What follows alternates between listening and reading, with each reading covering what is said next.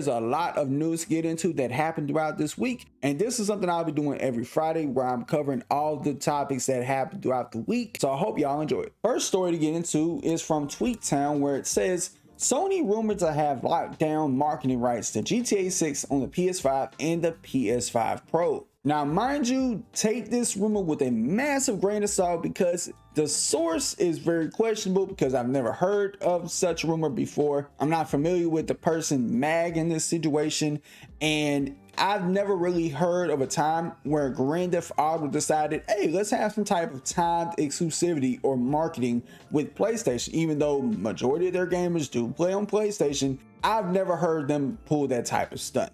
As far as the rumor goes, I'm pressing X out on it personally. Next up, from Variety, where they say Harry Potter Hogwarts Legacy sequel from Warner Bros. Is one of the biggest priorities according to their CFO. A direct quote reads, obviously a successor to Hogwarts Legacy if one of the biggest priorities in a couple years down the road, according to Gunnar Weidenfels. He said this during an interview at Bank of America's 2024 Media, Communications and Entertainment Conference on Wednesday. So there is certainly a significant growth contribution from that games business and our strategic outlook here. And honestly, I'm happy they're coming out with the sequel for this game. Now, even though when I played the game originally, I didn't really gel with it all that well. I feel like the pacing for it was a big issue for me, because by the time I done sunk 10 hours in the game, it still felt as though the game was still holding my hand, telling me, okay, this is what you do here, this is what you do there, instead of letting me go crazy and say, hey, boot up the game, play it, you'll figure it out as you go.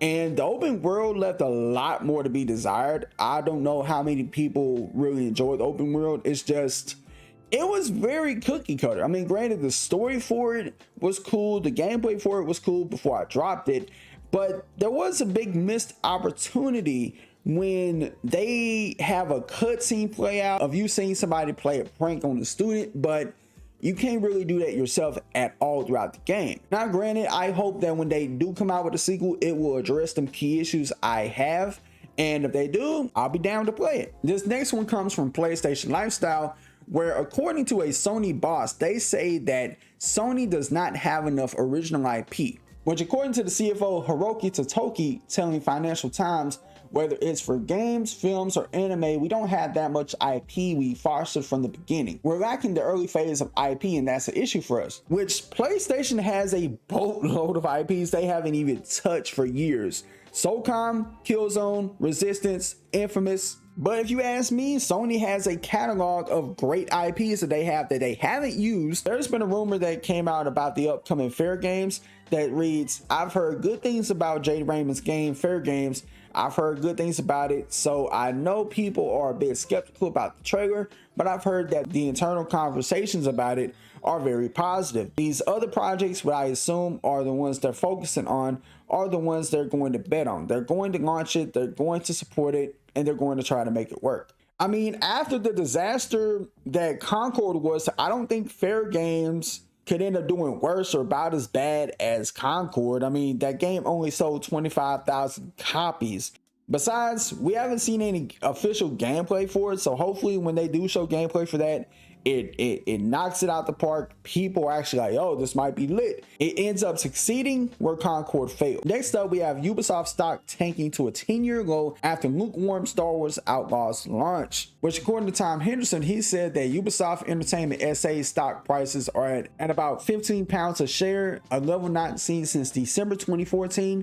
The stock price puts the company's market cap just shy of £2 billion at 1.99 billion. And because of the lukewarm reception to the game, JP Morgan, they decided to cut the sales forecast by 2 million units, predicted 5.5 million sold by March 2025. Now, it is noted that investors remain optimistic about the future, with Assassin's Creed Shadows releasing on my birthday, November 15th, as well as next year with the new Far Cry, Ghost Recon game, Splinter Cell remake. We'll see what them games can do. Now, look, as far as this whole stock drop goes, I don't really think it's all that big of a deal. Like, because keep in mind, back in 2014, I honestly think Ubisoft was still releasing banger after banger after banger when it came to games. Now, I believe that was the same year where Unity came out and it had a lot of bugs and glitches and shit.